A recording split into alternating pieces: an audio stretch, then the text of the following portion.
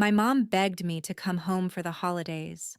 I'm Claire Miller, I'm 30, and like an idiot, I actually thought this Christmas might be different. She called me in London at 3 in the morning, sobbing on FaceTime about how we never see you anymore and how the whole family needs you here. 10 hours on a cramped overnight flight, 2 layovers, a dead phone battery, and I still showed up on her doorstep in San Diego with a suitcase full of gifts for my brother's kids. I was exhausted, smelled like airplane coffee, and my back was killing me. I rang the bell, heart pounding a little, stupidly hoping she'd hug me like she used to when I was a kid. The door flew open. No hello. No, how was your flight? No hug. Just my mom staring at my suitcase and saying, like it was the most normal thing in the world, "You'll babysit your brother's kids. We're going on a family trip." My brother stepped into the doorway, sunglasses on, duffel bag over his shoulder, the kids hanging off his arms. He smirked and said, "Hey guys, don't wipe your snot on Aunt Claire. She's jet-lagged." They all laughed like I was the punchline to a joke. My parents, my brother, the kids, everybody cracking up while I stood there with airplane hair and a credit card bill full of tickets I'd paid for. I didn't yell. I didn't cry. I just felt something in me click off, like a switch. I smiled, set my suitcase down in the entryway, looked my mom right in the eye, and said one sentence. And that was the moment everything flipped.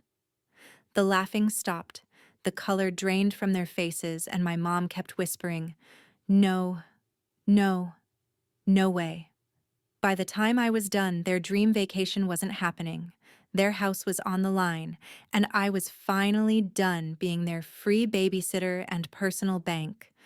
Stay with me until the end, and I'll tell you exactly how one ungrateful daughter ruined her family's perfect holiday and took her life back in the process. The funny thing is, the moment I said that one sentence, the whole room froze.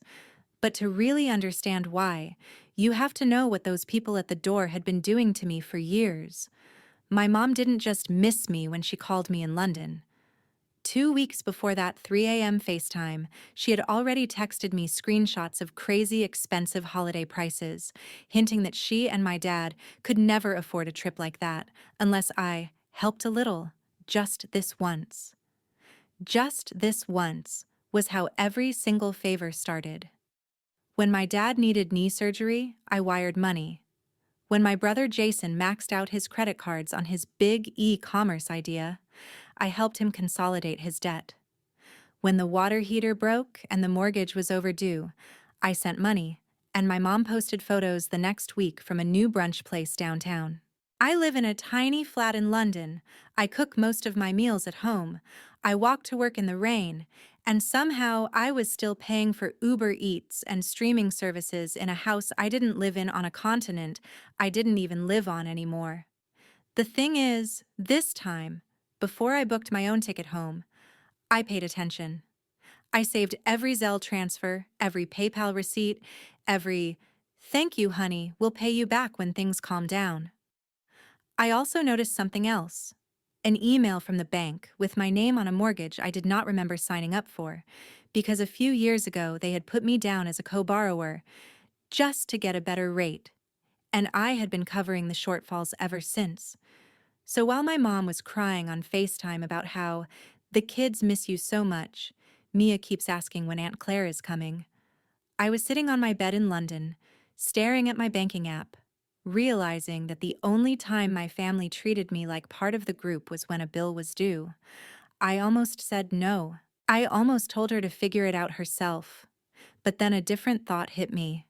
If they were willing to drag me halfway across the world to use me as a free babysitter and walking credit card, I was finally willing to show them what it looks like when I stop playing along.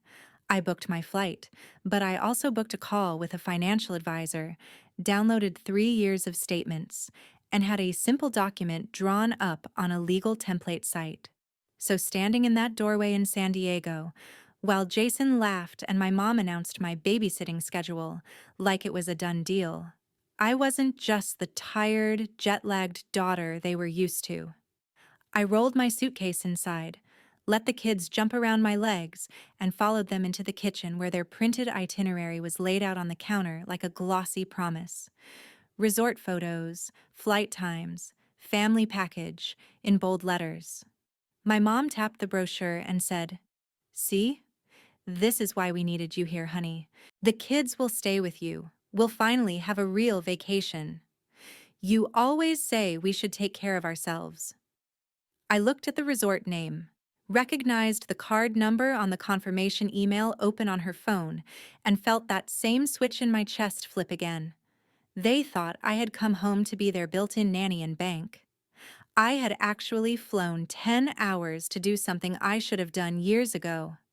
So I smiled, asked my mom to get everyone into the dining room. "So we can go over a few things before you leave," opened my laptop on the table, and pulled up the stack of digital receipts that would turn their family trip into the last time any of them saw me as a free resource. My dad sat at the head of the table like it was some kind of family meeting. My mom hovered by the counter clutching that printed itinerary, and Jason was scrolling his phone, half listening, Mia and Logan spinning in circles on the tile.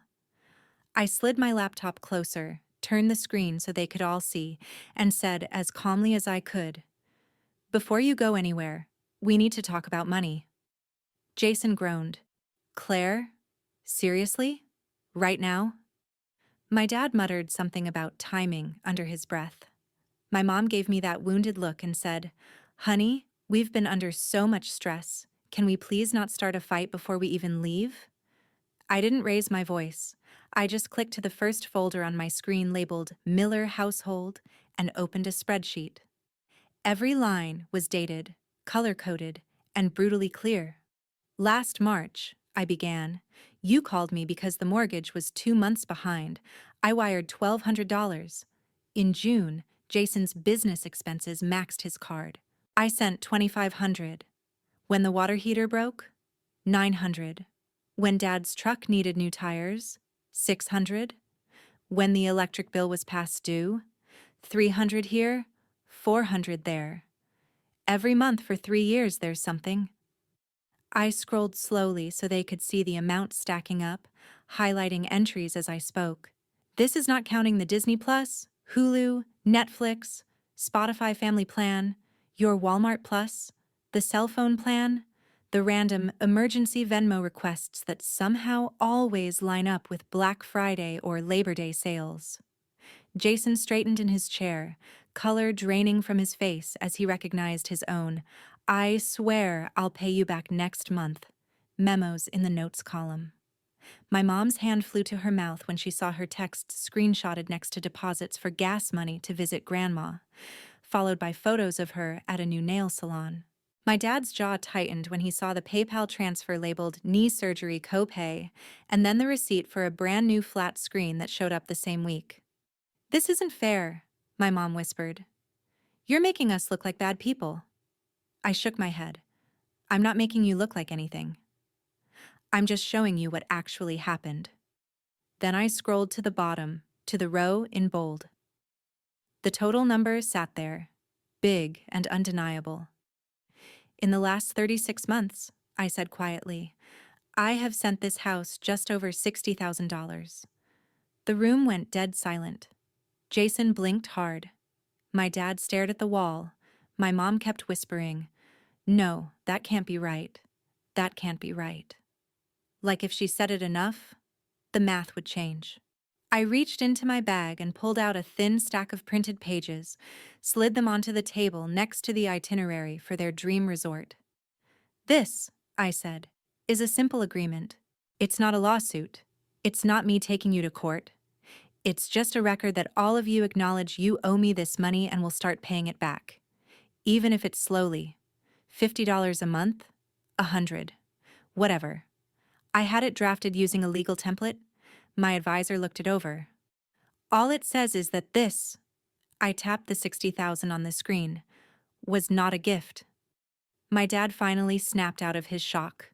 "We are family," he barked. "You don't put family in debt like that." "What? Are you going to sue your own parents?" I met his eyes. Family doesn't hide a mortgage in their daughter's name and call her when the payment's late. Family doesn't spend her money on vacations and brunch, and then tell everyone she abandoned them. My mom flinched like I'd slapped her. Jason grabbed the pages, skimmed the first paragraph, and his voice cracked. This is insane. I can't pay this back. None of us can. I leaned back in my chair. I know, and I'm not expecting you to. Not all at once. But I am done living in a world where you pretend you're victims and I'm some selfish career girl overseas. If you ever tell a neighbor or a cousin or Facebook that I left you with nothing, I will show them these numbers. I will show them every transfer, every bill I covered, every time you chose Starbucks over the electricity bill because you knew I'd bail you out. My mom shook her head over and over, whispering, no, no, no way.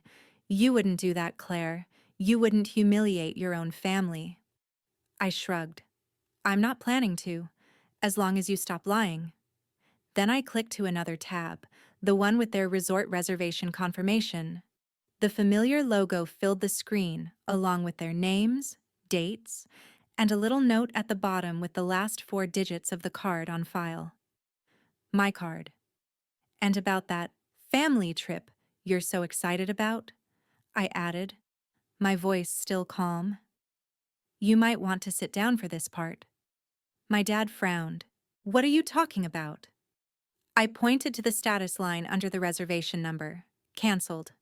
3 days ago, I called the resort and the airline, I said. Since the bookings were made with my card and my account, I had every right.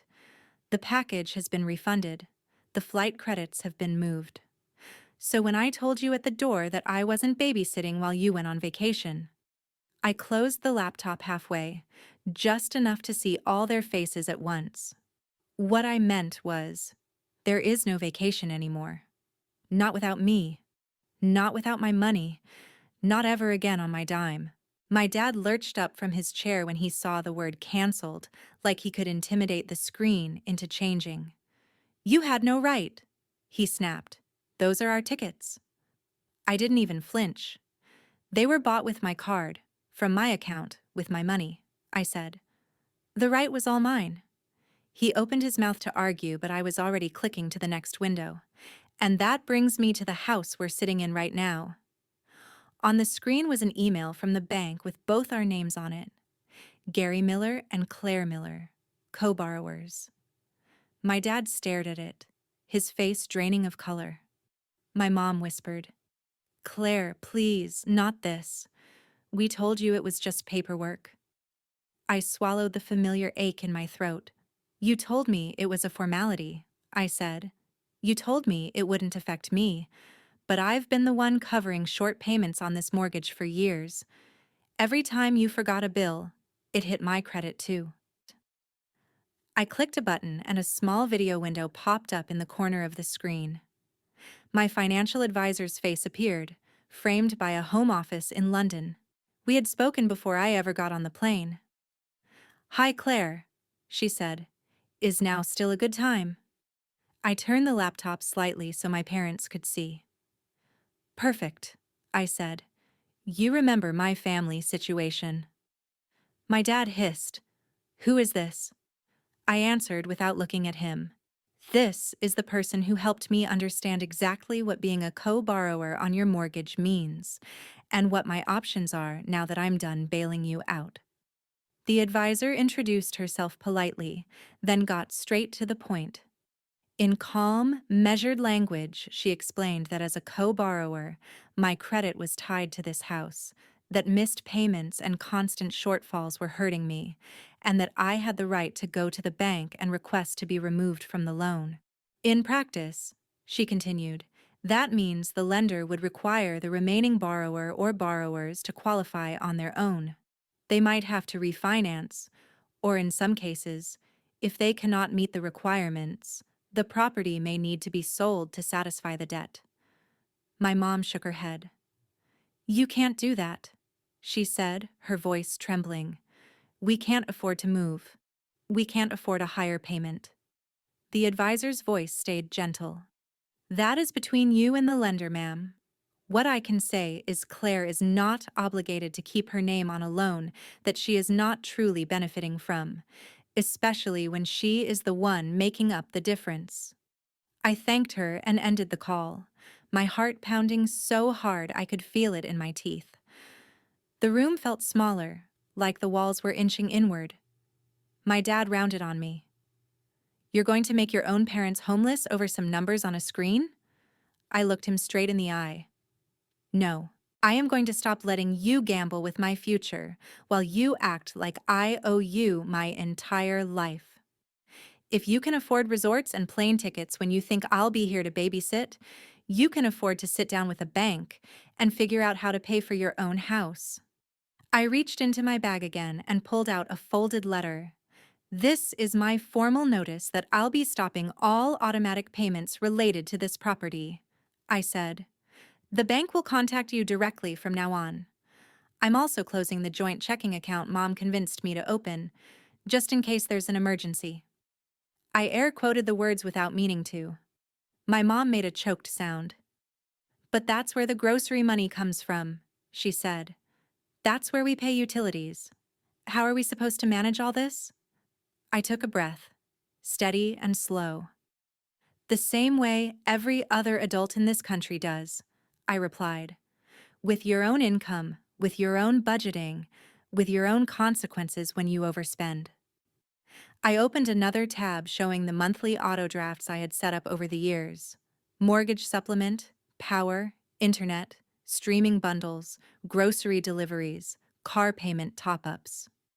All of them had my name next to the word payer. As of today, I said, my cursor hovering over the cancel button for each one, these stop. You will get your own bills, in your own names. If they're late, that's between you and the companies, not me and my credit score. Jason finally spoke up, panic rising in his voice. Claire, you can't just pull everything away at once. At least give us time. I'm looking into more hours. I'll sign up for more delivery shifts, I swear. Just don't screw us like this.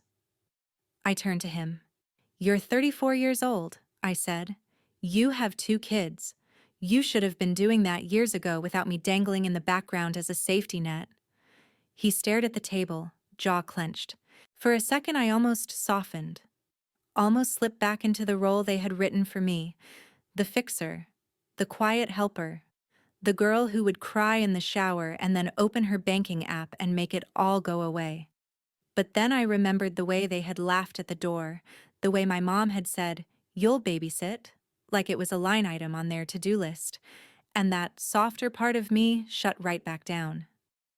I hit cancel on the auto-pays, one by one. Confirmation emails pinged my phone. My mom's breathing got faster. My dad sank back into his chair, staring at nothing. "This is cruel," he muttered. "You're punishing us." I shook my head. "No. I'm finally stepping out of a role you all wrote without asking me, and I'm giving you the chance to be honest about what you can actually afford without hiding behind my bank account." I closed the laptop and stood up, my legs shaky but steady enough. "After this," I said, "if you decide to tell anyone that I abandoned you, just remember I have every receipt, every bill, every transfer. I'm done being the villain in the story you tell other people to make yourselves feel better."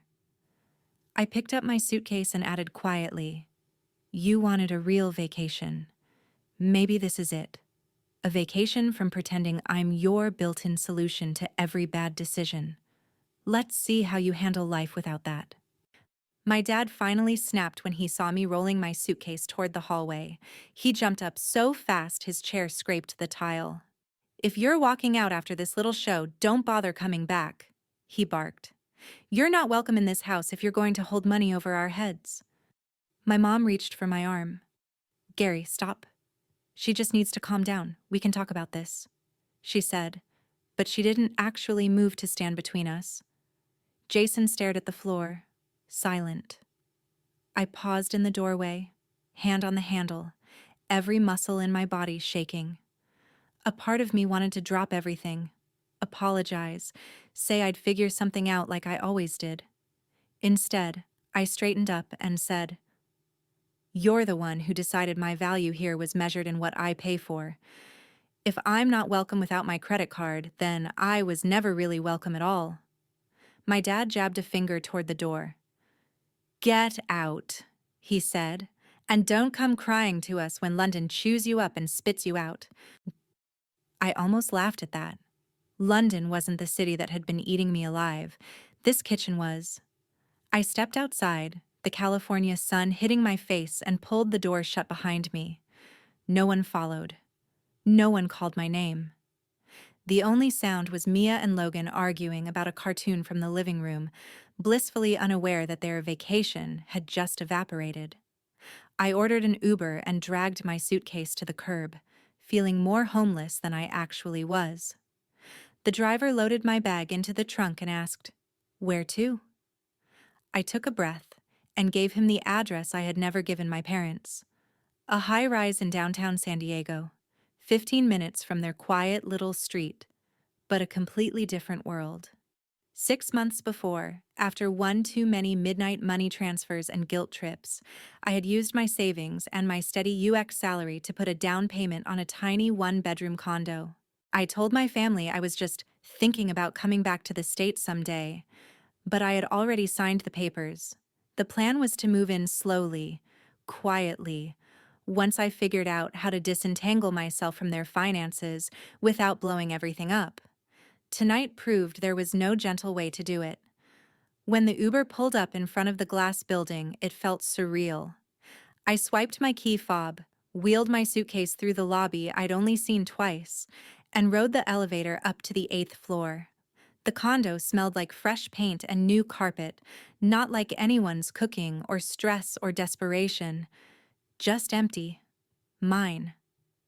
I dropped my suitcase in the middle of the living room and stood by the window, looking out over the city lights. For the first time in years, my phone wasn't buzzing with, "Can you send something until Friday?" Or, "The card got declined, can you fix it?"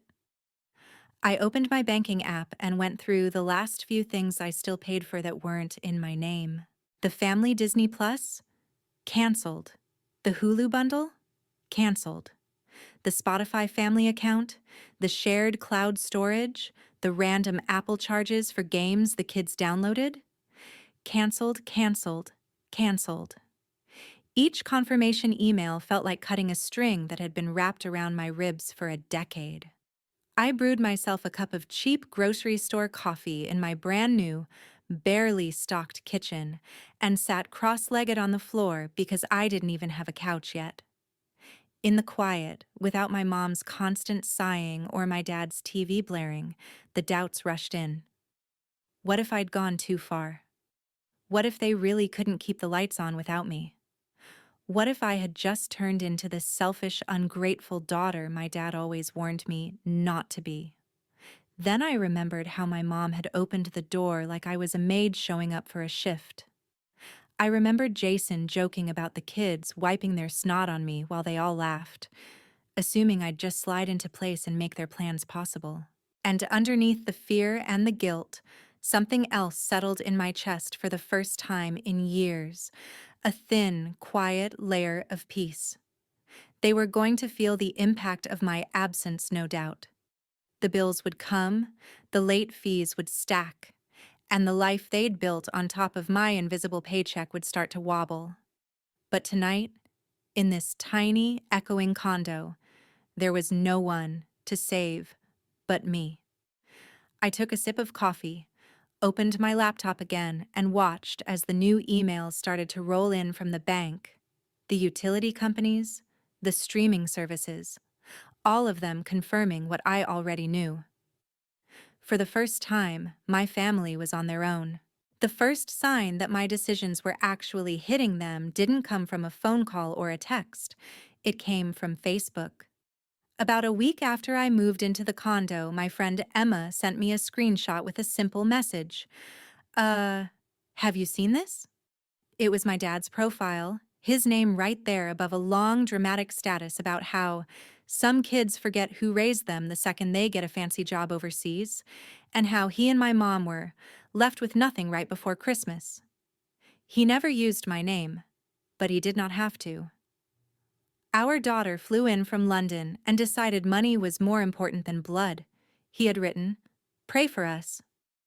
Underneath were comments from people who had known me since I was in braces. "So sorry, Gary, that is awful. Kids these days do not understand family. You gave her everything and this is how she repays you?" One woman added, "If she will not help, maybe set up a GoFundMe, we will share it." My stomach twisted like I had swallowed ice. He was doing exactly what I had warned him not to do, turning himself into the helpless victim and me into the cold-hearted villain, rewriting the entire story for an audience that had no idea how many times I had paid their bills in silence. For a minute, I paced my tiny living room, phone in my hand, fingers hovering over the call button. I almost drove back to that house, almost begged him to take it down, almost offered to reinstate one of the payments just to make the humiliation stop. The old version of me, the one trained to fix everything, was clawing at the inside of my chest. Then I pictured the spreadsheet on my laptop. I pictured the email tying my name to their mortgage, the stacks of transfers, the way my mom had looked past my face and straight at my suitcase when she opened the door, like I was a delivery driver dropping off a package. That image snapped me back. Instead of calling my dad, I opened my email and pulled up the thread with my financial advisor.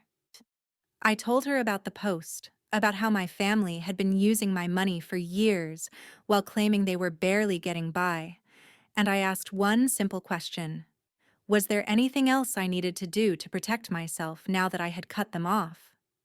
She responded with a calm, detailed reply about documenting everything, saving copies of every transfer and bill, and making sure the bank and any relevant agencies had the full picture of who had actually been paying what. She mentioned that in situations like mine, where one person is unofficially propping up a household that is also receiving certain benefits or claiming hardship, it can be appropriate to ask for things to be reviewed, just to make sure everything is above board. I did not need a step-by-step manual. I just needed to know I was not crazy for thinking something was off. Over the next few weeks, while my dad kept posting vague complaints about ungrateful kids and this generation, envelopes started showing up at the house on their quiet cul-de-sac. I did not see them myself, but my mom's frantic texts told me enough. "Did you talk to the bank?" She wrote one morning. "We got a letter about reassessing the loan. They want updated information." Another day, early on a Monday, came a barrage of messages. "There is something from the IRS. I am freaking out. I thought you said everything was fine. Why are they asking questions?" I had never said everything was fine. I had said I was done smoothing things over in the dark. The bank wanted updated documents for the mortgage. The utility companies wanted full payment instead of the partial ones I had been slipping in at the last second, like some invisible janitor cleaning up a mess no one else acknowledged. The comfortable fog they had been living in was thinning, and there was nothing left to hide behind except the reality of what they could actually afford. Jason finally texted asking to meet at a coffee shop near my building. When he walked in, he looked smaller without the sarcasm to puff him up. Dark circles under his eyes, stubble he had clearly not had time to shave, a delivery bag slung over his shoulder. He dropped into the chair across from me and got straight to it. "Dad needs to shut up online," he said, rubbing his face. "Those posts are making everything worse. He is embarrassing himself. And Mom, and honestly me too. And I know you are mad, but some of this, the letters, the calls, you did something, right?" I took a slow sip of coffee, letting him sit in the discomfort for a second before I answered. "What I did was stop pretending we were all being honest," I said. "I talked to professionals. I made sure my name would not go down with a ship I was not steering. If that means some systems are finally noticing where the money has actually been coming from, that is not my fault." He stared at the table, then admitted he had signed up for more shifts, sold some of his old tech gear, moved his kids into a smaller room so he could take on a roommate and cut rent. "It sucks," he said, voice low, "but for the first time I am actually seeing what stuff costs. Like, really seeing it. Groceries, gas, daycare. I did not get it before. I just knew if it got bad enough, someone would text you." Meanwhile, my mom was selling designer bags and home decor she had bragged about on social media, listing them on Marketplace with captions like "barely used," when I knew exactly how often she had carried them to brunch. The new television my dad bought after his surgery, the one he justified as recovery entertainment, disappeared from the living room in my cousin's holiday photos, replaced by an old boxy set from the garage. Their truck was finally repossessed one gray morning after too many missed payments, the kind of scene they used to cluck their tongues at when it happened at a neighbor's house. Now it was their driveway, their sidewalk, their embarrassment as the tow truck hauled away a symbol of a lifestyle they could no longer fake. Through all of it, my dad kept my number unblocked, but he never once called to apologize or tell the truth. He just kept throwing little grenades online, vague posts about betrayal and ingratitude, hoping someone would pick them up and carry them to me so I would feel guilty enough to crawl back. He told anyone who would listen that his daughter had abandoned him for money and status, conveniently leaving out that most of the money had been flowing in the opposite direction for years. I did not respond publicly, did not jump into the comments to defend myself, did not write my own dramatic post with screenshots attached, even though the petty part of me desperately wanted to. I did not have to. I had my receipts. I had my advisor. I had my own credit finally starting to disentangle from theirs. And more importantly, I had distance.